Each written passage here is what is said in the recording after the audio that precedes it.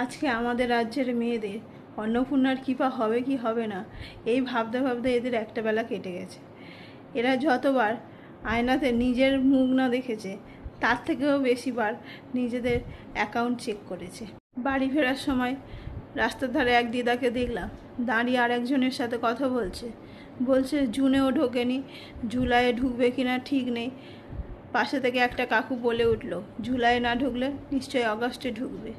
আমি একটু পিছন ফিরে দিদাটাকে দেখলাম এই অন্নপূর্ণা ভাণ্ডারের যে বয়স লিমিটেশন আছে, সেই লিমিট দিদা অনেক দিন আগেই পেরিয়ে গেছে। তাই সুতরাং দিদার অন্নপূর্ণার কৃপা হবে না।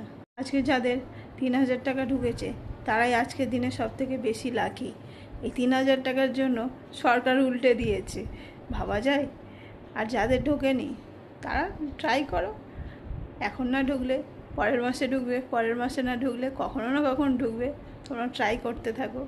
আজকের দিনে আমাদের অবস্থা না ঘরকা না ঘাটকা, না আমাদের কখনো মা লক্ষ্মীর কৃপা হয়েছে, না জীবনে অন্নপূর্ণার কৃপা হবে। মা রেগে গেলে বলতো, তোকে দেখবি রিক্সাওয়ালার সাথে বিয়ে দিয়ে দেবো। রিক্সাওয়ালার সাথে বিয়ে দিলে আজকের দিনে মনে হয় ওই 3,000 টাকাটা পেতাম। কিছু তো বলতে পারতাম যে আমার কিছু টাকা আছে।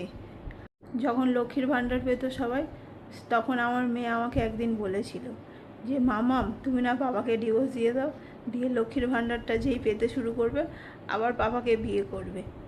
আর যারা অন্নপূর্ণার লটারি পেল, তারা এখন সেই লেভেলের চিন্তা ভাবনা করছে, ভাবছে শপিং করতে যাব, সিনেমা দেখতে যাব, খেতে যাব, অনেক কিছুই ভাবনা চিন্তা করছে। আর আমাদের এই যে 10 টাকা দাও না, ফুচকা খেতে যাব।